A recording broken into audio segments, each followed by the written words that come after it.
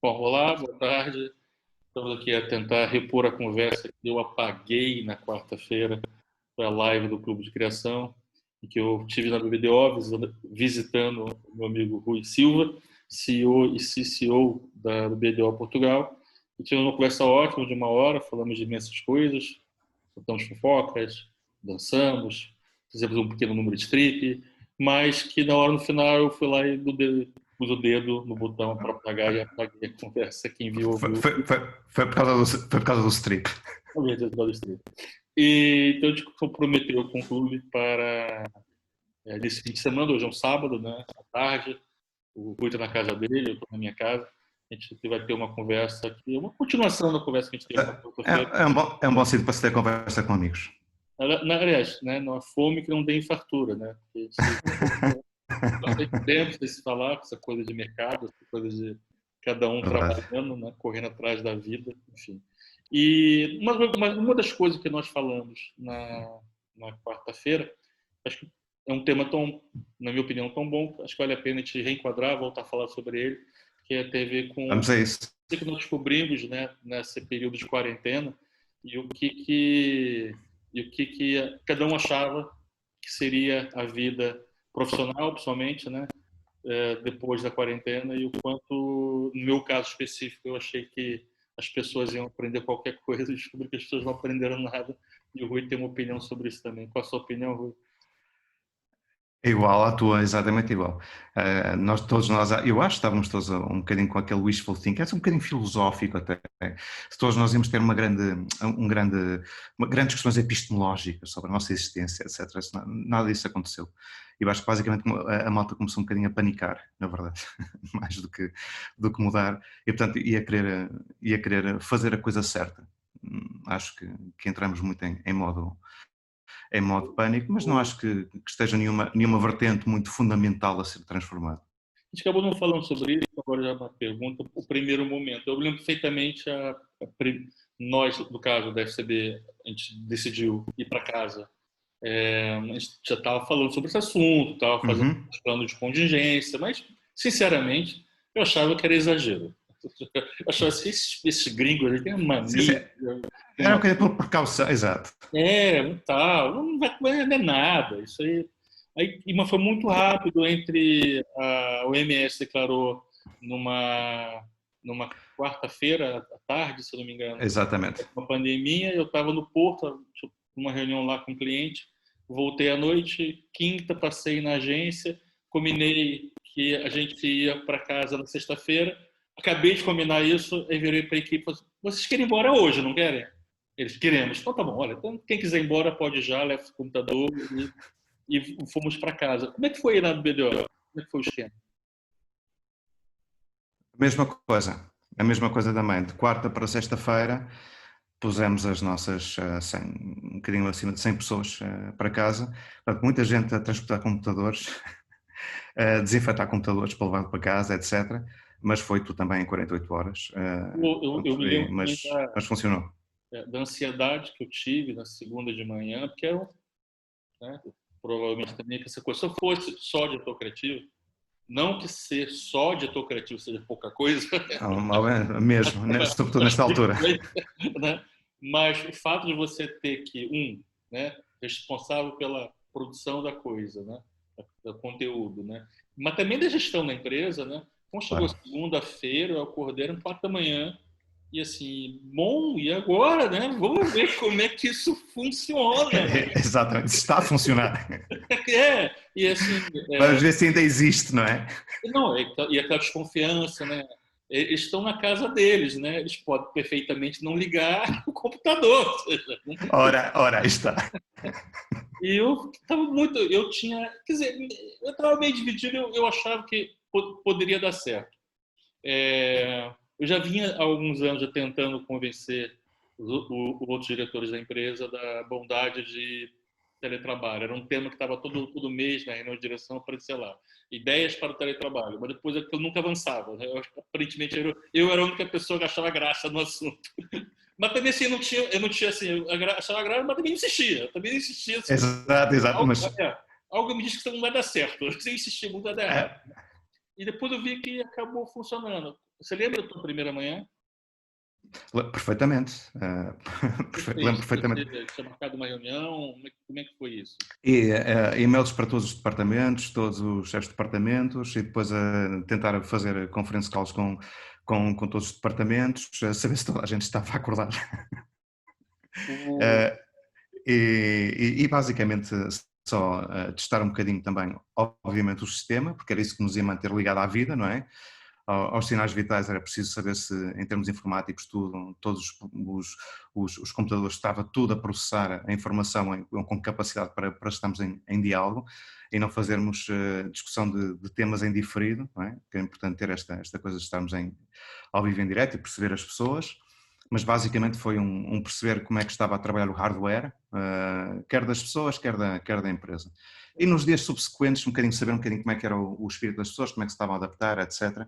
E eu pronto, mas foi um sentia-nos bocado muito isso. carentes, ou seja, o que eu sei, eu senti que todos os passos que eu dei para deixá-las calmas eram importantes e foram dados, né? Uhum. Mas era uma coisa mais intuitiva do que qualquer outra coisa. Não tinha um manual, ninguém tinha um manual, né? Como lidar com as Exatamente. pessoas da sua Exato. equipe durante uma pandemia. Esse Exato, livro eu não prefácio. recebi, eu não recebi esse livro, né? Então, Exato, até porque o prefácio foi escrito de quarta para sexta, não é? Portanto, não. mas eu senti que era preciso ter um acompanhamento diário de todos para que eles se sentissem. Era uma questão mesmo de se sentirem mais a salvo. É uma coisa assim, tipo, uma É espécie. verdade. A empresa também era uma boia de salvação, né? A empresa também era um lugar que eles poderiam recorrer caso alguma Exato. coisa. Era uma, né? Isso foi importante, foi relevante. Ou seja, eu me lembro que, terminadas as 2 primeiras semanas, eu senti uma energia até nova, revigorada das pessoas em relação a esse projeto Verdade. comum, né, que é uma empresa, né, que às vezes as pessoas esquecem, né, ainda mais na nossa indústria. Tu também sentiu a mesma coisa lá? Ou como é que foi? Exatamente a mesma coisa. Exatamente a mesma coisa. Tu sentiste. Na verdade, tu percebes que a cultura do sítio onde tu trabalhas, depois o tipo de energia, de ambiente que acabas por criar, é uma coisa que é uma argamassa entre todos, não é? E acaba por fazer um bocadinho parte da tua estrutura, e percebi que as pessoas estavam todas muito unidas e, de certa forma, antes de entrarmos numa rotina de confinada, não é? Eu acho que isto, inclusivamente, até estreitou alguns laços entre pessoas, etc.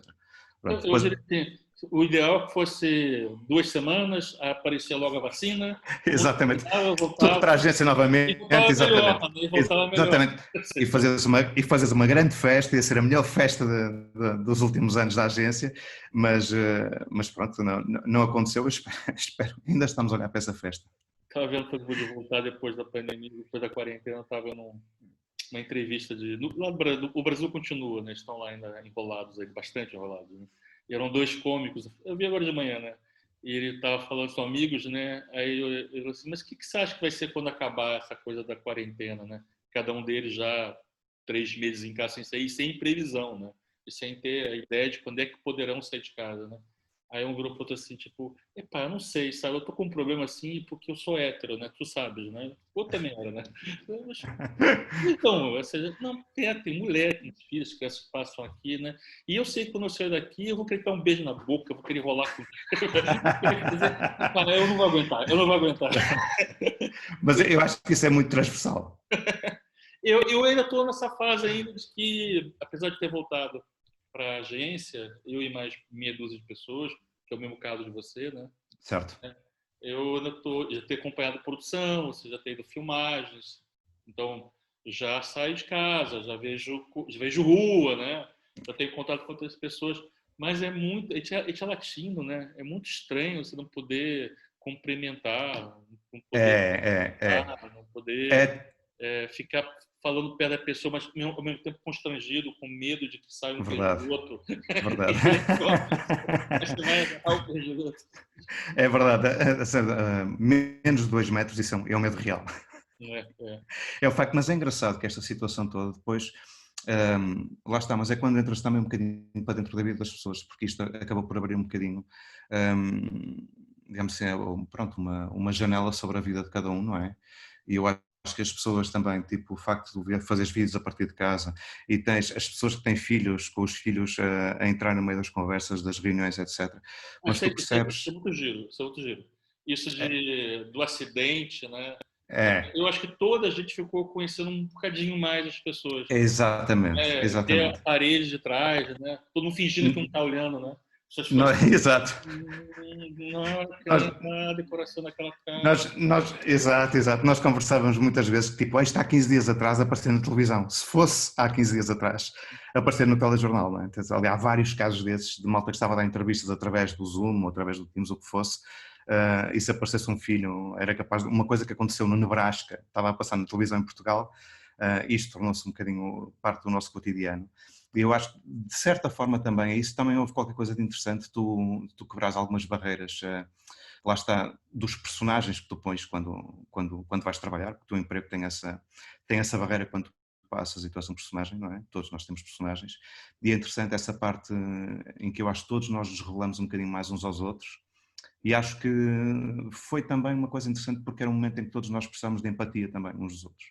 Inclusive com essa coisa abstrata que é a agência, que nós depois percebemos no dia em que começas a tirar os computadores, a levar os computadores para casa, etc., que nenhuma das empresas em que trabalhamos é mais do que um aglomerado de pessoas daquilo que nós constituímos enquanto pessoas, nem enquanto todos, não é?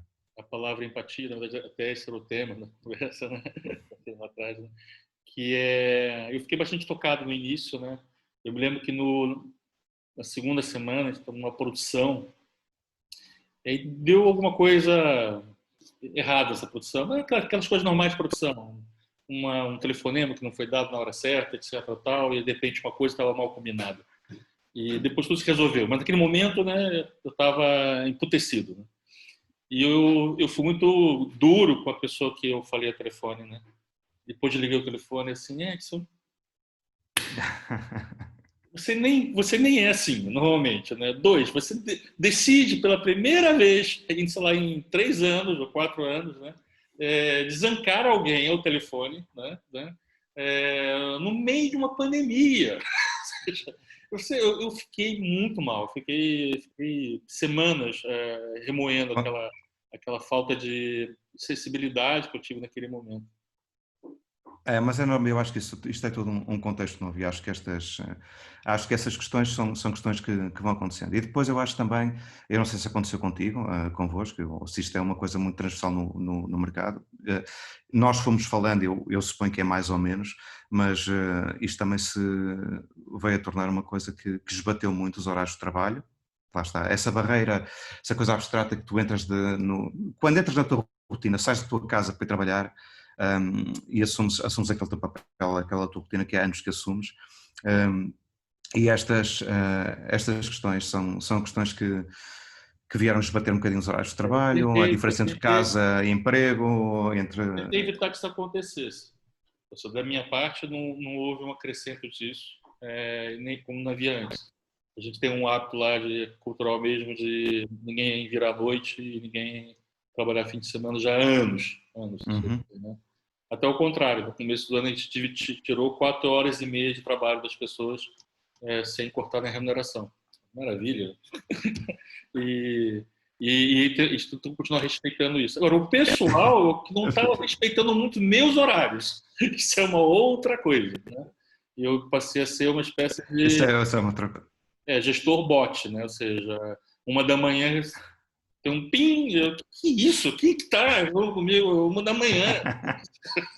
E é como se não é uma coisa mais normal do mundo. Ou seja, é o contrário. Eu queria não, calma, você está em casa preso, não quer dizer que você esteja dormindo comigo, quer dizer, então, né? Mas o pessoal está em casa livre nessa altura. Se calhar, porque depois para dormir a cria, né? Que vai É quando exato. talvez, não sei. Mas enfim.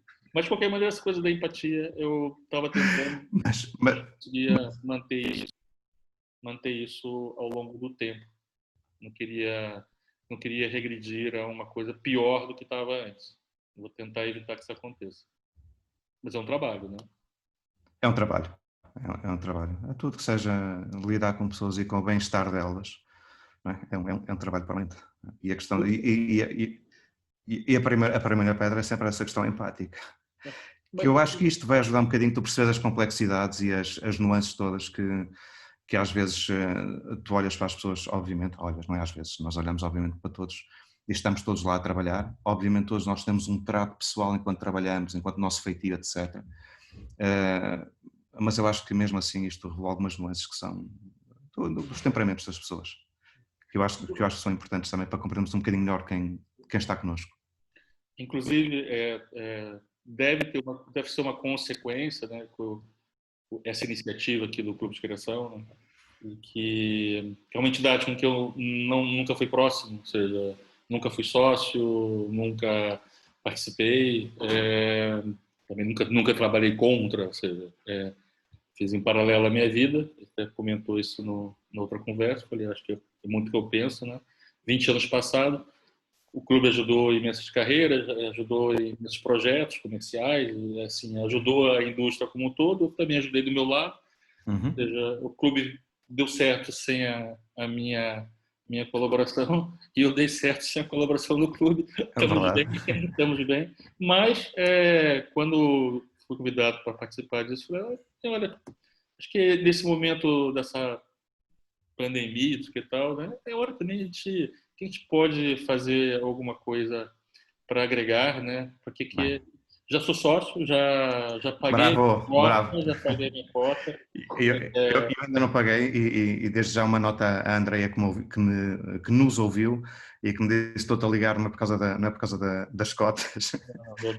Já fui, pretendo continuar fazendo. Aliás, paguei pessoal, não foi nem a agência, ou seja, foi Edson Ataíde, que é o sócio do clube, e vou continuar não participando de competições, né, mas outras coisas que eu não sei de competições, contem Ah, comigo e vou tentar ver se também tenho ideias que possam ser úteis. Só não preciso de mais competições, já tenho bastante na minha vida. acredito. Mas então, acredito que não precisas das competições e acredito que tens muita coisa para trazer ao clube. O clube é engraçado, eu acho que o clube começou no ano em que eu comecei a trabalhar e nasceu, eu acho que foi importante. Acho que é importante. O clube tem um papel que eu acho que tem que se dar ao respeito, o próprio clube em si. Pronto. E acho que acho que o clube nós temos que tentar puxar pela indústria e não tentar puxar pelo prémio. Mas assim, como qualquer associação, né, são as pessoas que estão em volta, né? Com certeza. E é preciso sentir que a energia, que é uma energia positiva, e no meu caso específico, em que é uma energia que eu posso agregar alguma positividade em vez de entrar e levar negatividade para casa. Ou seja, É sério. e eu acho que em alguns momentos nesses 20 anos, né, eu senti uma energia um pouco mais negativa. Por isso também me mantive um pouco apartado também. Mas também sim, também teve muitos anos que eu também não estava na publicidade, estava fazendo outra coisa, eu estava fazendo meus sabáticos de Verdade. 6 anos, ou seja, né, às vezes eu nem estava vivendo em Portugal, apesar de nunca ter saído de casa, então também não sou tão culpado assim, né? Mas vamos tentar fazer coisas juntas e tentar descobrir outras ideias, não essa alguém descobriu, já tá Está acontecendo, feita. já está feita, não que espero que E está a continue, acontecer. E claro, vai acontecer. mas com certeza que há outras coisas que a gente pode fazer, que seja algo que agregue, que seja juntar 3, 4 entidades em E, volta de e alguma que, coisa, sabe? E que a e gente possa que, fazer uma coisa divertida. Sem dúvida. E uma coisa que sai um bocadinho do. Eu acho que o Clube Criativos tem esse papel na própria indústria. Acho que temos que sair um bocadinho também do circuito fechado do criativo publicitário. Sim, uma discussão boa, né? Estava a aguardar aqui o horário que nós marcamos. Eu aproveitei e estava assistindo uma live que aconteceu essa semana entre o Marcelo Serpa e o Fábio Fernandes, né? Hum. Dois dos maiores nomes da publicidade do Brasil, no caso do mundo também, da Uhum. geração, da minha geração. Eles estão um bocadinho mais velhos do que mas eu cruzei com eles, como eu comecei por novinho e Uhum. encontrei com ele jovem ainda, conheço-os bem, assim, pessoa física. E eu estava vendo a conversa dos dois E o Fábio Fernandes virou para ele assim e falou: Marcelo, tem que alguém mandou uma mensagem aqui dizendo que está interessado em nos contratar como dupla, né? Os dois já, entre aspas, penduraram a chuteira, o Marcelo Certo. mais do que o Fábio. O Marcelo mora no Havaí agora, o Fábio está em São Paulo, mas enfim, né? Mas ele mandou assim, se a gente puder trabalhar, que era a dupla de sonho, né? Redator de arte, mas está perguntando se temos pegada digital. Eles viram, né? Está... Né? Mas você vê com essa história, tipo, que foi logo a seguir eles falaram sobre isso, que a publicidade ela já não pode mais, o criativo publicitário não pode mais viver apenas olhando para a publicidade, com que certeza. não pode mais se bastar, né? Que durante muitas décadas se bastou, mas não pode mais se bastar, e que é suposto que nós motivemos as nossas equipes. Eu tento fazer isso, suponho que você também, Uhum. podemos falar sobre isso um bocadinho, mas e eu, no meu caso específico, até um pouco cansaço, ou seja, se eu trabalhar com um jovem criativo e ele só pensar em publicidade, eu fico meio aborrecido, eu fico meio de saco cheio, eu não tenho paciência. A publicidade é uma coisa fechada em si própria. Aliás, quando tu, é para desconfiar quando todas as tuas grandes referências são coisas da tua própria indústria, não é? Porque a publicidade não é mais do que tu tentares introduzir-te na cultura das pessoas, na cultura da sociedade. Tu és uma espécie de Cyrano Bergerac das marcas, não é? Provavelmente tem um nariz feio e tu tentas arranjar o discurso para que essa não seja a primeira coisa que se veja. E nós temos de ser capazes de agir socialmente e culturalmente, não é em circuito fechado. E eu acho que nós perdemos demasiado tempo nisso, a tentar. Aliás, em Portugal é muito essa matriz, não é? Nós tentarmos. Eu não sei se hoje em dia acontece tanto isso, eu sei que na minha geração aconteceu um bocadinho, que era, nós procuramos, praticamente, havia uma matriz que era tentar demonstrar que o quão bons nós seríamos se não fôssemos publicitários em Portugal, Hum. não é? Portanto, ou seja, há ali uma série... Entender, mas como eu sou um bocadinho mais velho que você, né? E sou um estrangeiro, né? Então, assim, Sim. eu sou aquela pessoa que sempre esteve muito feliz de estar em Portugal. Ora, aí está. Formando Ora, aí gente para está. fora, né? Mas assim, eu Ora, aí está. formava, saía, formava, saía. Ora, aí está. Eu sou estou bem.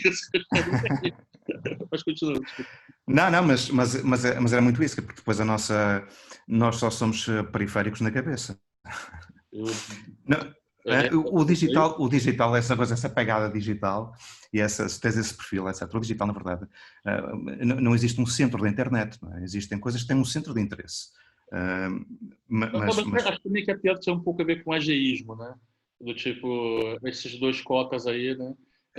Eles não sabem fazer publicidade, criação por dias de hoje. Eu sinto os jovens publicitários do mundo inteiro, os que têm 20 e poucos anos, eles são muito ageístas. Via de regra, claro que há exceção, mas porque é quase que eles acham mesmo que nós não sabemos fazer as coisas para os meios que eles frequentam. O que é uma bobagem, né? É uma bobagem porque os meios não são os meios. Ou seja, é o contrário. Obviamente, é a minha opinião, mas também é a minha prática. Assim, cara, eu aprendi a contar história quando não havia recurso para isso. Claro, Quando obviamente. realmente você tinha que ir lá de maneira sozinho, muitas vezes, né, totalmente autodidata. Você não tinha uma masterclass online para aprender as Aí regras está. básicas, não tinha livro para comprar. Você pegava um anuário, né, aí ficava ali tentando entender, né, por que eles Exatamente. são bons e os outros não são. Ou seja, né, e então não tenho nenhum medo, pelo contrário. Antes, pelo contrário. Viram muito bem qualquer que seja o suporte. Sem dúvida. Tem umas Sem coisas dúvida. que Não outras. achas que é mais estimulante hoje em dia, por exemplo, o que fazemos? É uma das coisas que faz com que eu acorde todos os dias com vontade de trabalhar. Em criação. Eu diria que já de uns anos para cá, de uns 10 anos para cá, era muito, entre aspas, fácil. Quando eu falo fácil, porque eu acho criar difícil para cacete. Muito Né? difícil. Eu acho É que muito angustiante sempre. depois você aprende a gerir uma empresa, é uma coisa dolorosa, uma coisa cansativa, mas, assim, você tem lá, desde que você tenha bom senso, se tiver bom senso, foi educado, tiver o mínimo de consciência social, e for honesto, a probabilidade de você gerir bem é muito grande, né? Pelo menos a probabilidade de você não causar problemas para a sua empresa é enorme. Ou seja, né? Você vai gerir os problemas que os outros causam. Então, não é assim, é cansativo, doloroso, tal, mas você aprende, tem vocação para aquilo, você aprende, né? Você aprendeu, eu aprendi e tal. Verdade. Agora, criar é outra coisa. Criar, por mais que você tenha aprendido, por mais que você tenha segurança, eu não tenho mais complexo de impostor já há 15 ou 20 anos, graças a Deus, mas continua sendo dolorido, ou seja, né? Sentar, vou ter que criar, caralho. Opa, A criatividade vive da angústia, meu, não é? Mas, assim, então, assim, tem que ter motivação. Mas, então, o que você falou. Eu, por exemplo, se fosse... Eu me lembro, há uns 10 anos, eu estava assim, cara, outra vez, contar uma historinha em 30 segundos. Já há 10 anos atrás, uma boa história já não cabia em 30 segundos. Ora, está. Porque já tinha mudado a linguagem da sociedade. Você Verdade. tinha perdido uma série de muletas que você usava e que eram viáveis, eram boas até há 20 anos atrás, já não eram há 10 anos, mas ainda havia muito formato. Hoje, eu fico muito feliz de... Eu passei lá quando é que eu vou fazer um filme de 30, talvez passe um ano sem fazer, e até faço um de 5, e até faço um de 45, eu passo 3 meses sem fazer filme, fazer outra coisa qualquer, criando, e ser estimulante. Muito estimulante, porque eu acho que hoje em dia o primado é muito mais o primado da história. Pode ser uma história, pode ser uma pequena narrativa, pode ser uma grande narrativa, não interessa, mas o primado da história é absolutamente fundamental hoje em dia. Eu acho que a coisa dos truques, aquilo que tu falavas, é verdade, que há muito truque publicitário. A malta que se foi agregando demasiado a isso, sem encontrar ferramentas que se gravatem um bocadinho mais fundo e que tu consigas de facto, não é as pessoas, nós temos um bocadinho a tendência para confundir seres atual com seres original, e são coisas muito diferentes. Eu acho que os truques publicitários disfarçam muito a falta de originalidade se tu tiveres atualidade. Mas acho que hoje em dia os meios que temos à disposição e onde nós competimos de facto por atenção e por termos histórias que sejam vistas, divulgadas, apreciadas, comentadas, já não vais lá com truques. Tu tens que ir com alguma coisa que venha da essência. E portanto isso obriga-te a ter ferramentas, que são as ferramentas mais universais, que é saber escrever, que é saber teres bom gosto, saber ter sentido estético, sentir narrativo, etc. Que são coisas mais estruturantes em ti enquanto ser humano. Não enquanto publicitário, mas são ferramentas que tens que ir buscar. E tem que ter uma dose de humildade muito grande. Muito grande, muito grande. E uma humildade que, assim, essa eu já aprendi, mas eu me lembro que cada vez que eu encarava isso é muito nos últimos 6 anos, quando eu voltei, né? Tem 6 anos, né? Depois de passar um longo tempo sem trabalhar nisso, né? Eu olhava assim, tipo, tá, isso aqui não é como era, em que você fazia, punha na TV, todo mundo via, tá feito. Ou seja, você entrava na conversa, né? E estava. Alguém subsidiava, né? Era bom que a conversa fosse boa, né? Se a conversa fosse ruim, né? Mas se uma conversa boa, você punha, alguém pagava, era o cliente, punha no ar, a conversa era boa, todo mundo via, né? Tá feito. Então dependia da sua capacidade de fazer aquelas boas conversas. Exatamente. Eu já, quando eu regressei já há 6 anos, eu já sabia que não era assim. Porque eu fiquei muito tempo sem trabalhar, então eu ficava só não consumindo. E ficavas vendo. Como era fácil você não ver, ou seja, né? Exatamente. Hoje em dia, então, é muito fácil não ver. É verdade. Então, assim, então aquela coisa de você, não, mas essa conversa, eu achei muito engraçado, porque depois também a coisa ficou mais complexa do lado do cliente, né? Que ele quer uma conversa muito extensa, 360, que tudo se e assim, aí você, não, mas espera aí, vamos lá, vou tentar explicar. A gente pode escrever aqui, né? E toda a gente vai twittar isso. Papel agarra tudo, mas não vai acontecer. Exatamente. Isso não vai acontecer. Há uma coisa interessante que tu dizias, aqui há uns tempos atrás, que estiveste lá na agência, ainda não tinhas regressado a Portugal para a FCB na altura, e estavas a falar connosco, a trocar impressões sobre o que é que era este advento desta era digital, deste contexto, ou deste ecossistema. E lembro-me de uma imagem que tu deste na altura, que era uma substituição entre rebanhos e ovelhas por abelhas. Agora, que antigamente nós nos dirigíamos a ovelhas, entre aspas, e que agora somos colmeios em cada indivíduo. E é absolutamente verdade.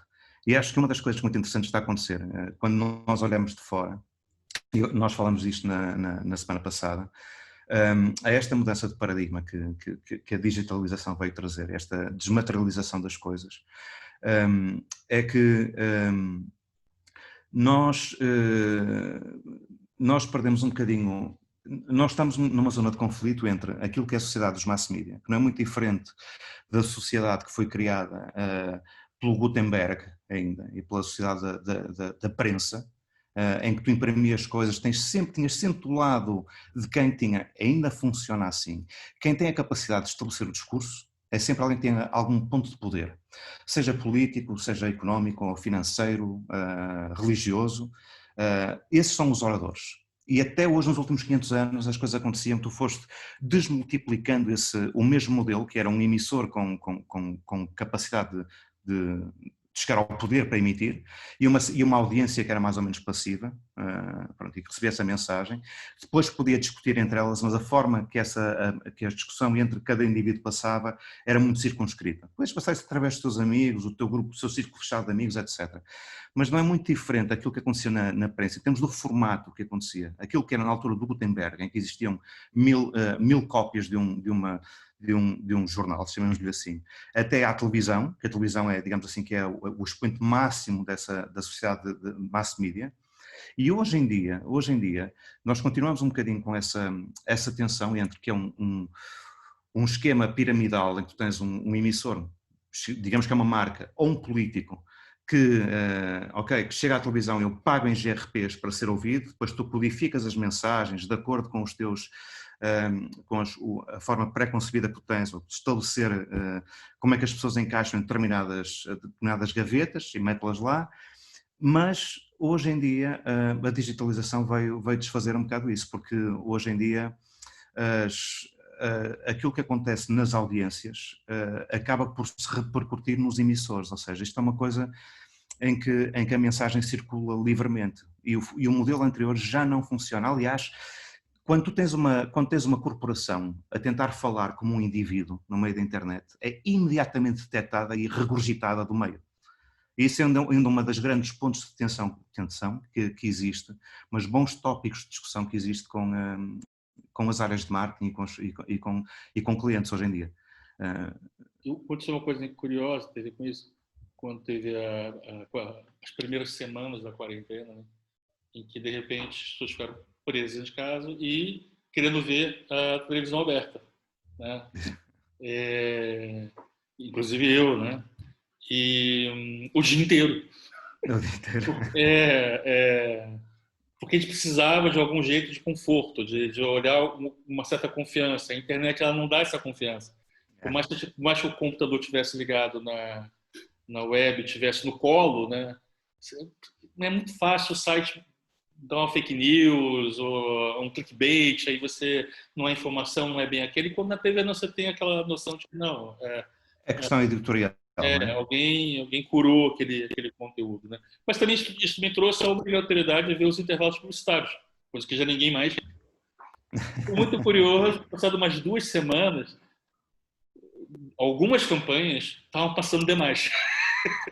Exato. E eu me lembro assim, tipo, meu Deus, outra vez isso não, sabe? Aí eu senti assim, tipo, já ninguém mais tem o tempo que ele tinha antigamente, que era exatamente. E passivamente, né? Não, deixa passar mais, pronto. Enquanto passa, eu vou fazer outra coisa. Não, hoje eu já vi, tá? Ok? Gente, eu já vi, já entendi, não precisa passar outra vez. Porque é o nosso mundo hoje. O nosso mundo a gente está sempre fazendo skip nas coisas. Exatamente. Não dá, não, já está, já percebido. É difícil explicar isso para o cliente, essa lógica do GRP que mudou para uma outra coisa, né? O dinheiro, como é que se diz? A moeda, digamos assim, da internet não é o GRP. A moeda da internet é o interesse. Interesse. E É o interesse. E o interesse obriga-te a ser mesmo muito, muito, muito genuíno. E a teres capacidade, lá está, de criar a dissonância, de ser diferente, de fazer aquilo que é curioso, aquilo que alimente o tempo dos outros. E não o tempo passivo, mas o tempo ativo. É assim, pá, aquilo que eu escolho ver, aquilo que eu escolho perder, os meus 30 segundos ou os meus 3 minutos, ou o que seja. Portanto, esse paradigma ainda é um bocadinho, ainda estamos numa fase de mudança, que há de acontecer, porque é inevitável, porque este é o mundo que nós temos, não é o mundo que vai acontecer, é o que existe agora, e eu acho que, um bocadinho por avanço e recuso, eu acho que inevitavelmente a sociedade, e todos nós que nos incluímos nelas, desde nós estamos em agências, a clientes, em departamentos de marketing, o que quer que seja, acho que devemos ter que saber lidar com isso, porque a coisa mudou muito mesmo. Bom, E olha, para o bem, e para o bem. e vamos continuar a mudar. Algum plano agora para o ano, para frente? Você está pensando como é que vai ser o pós-pandemia? Tem alguma coisa que você vai querer Para, para, fazer? além, para além da festa, Além da festa, ou seja, né? Eu tenho... uh, Me fala, fala. diz tu. Não, uma coisa que eu estou ponderando é se realmente nós vamos continuar a manter um escritório aberto. Sim, isso é a E mesma é questão. pouco provável que isso aconteça. Ou assim que eu puder me livrar do contrato do escritório onde eu estou, é bem provável que a gente tenha um outro modelo de trabalho, seja um misto de 80% teletrabalho e 20% isso. Eu acho que isso é mais ou menos transversal, está toda a gente a pensar um bocado nisso. Eu acho que a agência, o espaço físico, obviamente, tangibiliza-te aquilo que é a agência, a cultura, que podes imprimir, que é aquilo que se vive, que se sente, a energia que se passa com os teus colegas, que tipo de colegas tens, a quem são atribuídas as chefias, tudo isso molda muito o sítio, o sítio onde tu trabalhas, a instituição para quem trabalhas e molda muito a forma como tu estás na profissão, e isso é importante continuar a existir. Mas, por outro lado, é importante que essa instituição também não se torne Eu acho que é isso sem sofrimento. anacrónica, não é? É, anacrónica e sem... Quando você vê as pessoas que têm que pegar três conduções, né? Ora, aí E está. olha, estamos em Ora, aí está. Portugal, que as coisas, três conduções, mas sei lá, Ora, aí 9, está. 40 minutos do trabalho, mas são 40 minutos, e é todo dia, e é na ida e é na volta, e eu fico pensando assim, realmente é difícil atrair jovens talentos, convencendo eles da bondade que é ter essa vida que para nós era natural, que é assim, né? Exato, sempre Quando eles foi. pensam que a vida é outra coisa. Então, assim, eu gostaria de ter 20%, que é o fundamental, que é realmente as pessoas poderem até criarem juntas, Uhum. poderem também entenderem que há essa cultura una que existe, mesmo quando elas estão fora. Então, é possível imaginar uma vida e ter um hub onde as pessoas vão tem reuniões comuns, enfim, mas o resto do tempo elas estão trabalhando onde Sim, elas sim, sim. quiserem, na verdade, né? Não nem Exatamente. na casa delas, onde elas quiserem, né? Eu acho que essa liberdade, com essa liberdade vem a responsabilidade, obviamente, mas acho que trouxe coisas também muito positivas, e tu percebes que tens, percebemos que trabalhas com gente que é muito confiável, muito para além das regras que aparentemente estavam instituídas, que são genuinamente confiáveis, porque é gente bem formada. E que a cultura da própria agência não existe dentro das paredes, a cultura da agência é o que cada um transporta consigo, não é? Isso é muito interessante, e percebes o que é que também essas pessoas trazem cada vez que vêm ao escritório. Acho que foi uma aprendizagem Porque nós interessante isto. trabalhamos, as pessoas às vezes não têm consciência nisso, mesmo quando trabalham numa agência, né? Porque nós trabalhamos em linha de montagem, né? Exatamente. Se engripou aquele ponto ali, o trabalho já não avança. Começa a Exatamente. não avançar e começa a acumular e começa a dar problema para trás, né? Então, realmente, alguém quer trabalhar numa agência, mesmo que seja de teletrabalho, e de repente desaparecer sem avisar, sem ter um motivo, deixando um trabalho pendurado, vai criar um problema tanto em volta que essas pessoas vão sofrer. Então, essa responsabilidade vem de você entender que você trabalha não como indivíduo, né? Você não Exatamente. é um freelancer que está ali trabalhando com outras pessoas. Não, você Exatamente. é membro. Mesmo quando você é freelancer daquela estrutura, você faz parte daquela estrutura. Exatamente. Esse tipo de consciência que eu acho que vai ser E que curioso. te faz sentir um bocadinho maior do que ti próprio, não é? Eu acho que esse sentido de pertença é uma coisa que a mim pessoalmente é gratificante tu perceberes que há um valor acrescentado, não é para a empresa, é para a vida das pessoas, o facto de aquele simbolismo de pertencerem a algo mais do que a vida do dia a dia, é uma coisa que as pessoas transportam consigo, faz parte da sua própria identidade. Isso faz-te respeitar mais ainda, acho eu. E olhar para as pessoas não apenas como meros colaboradores e perceber que quem colabora contigo é mais denso que isso. Rui, olha, foi um prazer conversar aqui oficialmente, online, gravado. Prometo que não vou apagar agora. Prometo que isso vai para o ar como está, né? E para a semana você tem para a semana já, semana agora já. Esta semana agora, sim. Tem a Eu, sua... infelizmente, ainda estou, a pessoa já foi convidada, ainda não estou em ponto de confirmar, espero poder confirmar em breve para todos Será quem será interessante, o convidado. Será com certeza boa, eu tentaria assistir, iria assistir com certeza. E paga a sua cota do clube, você que está em casa... Ficará garantido. Fique sócio e a gente se encontra por aí, tá bom? Tá? Um grande abraço para ti, para todos. Vou parar de gravar e a gente continua conversando aqui, tá? Só Ora aí. e parou.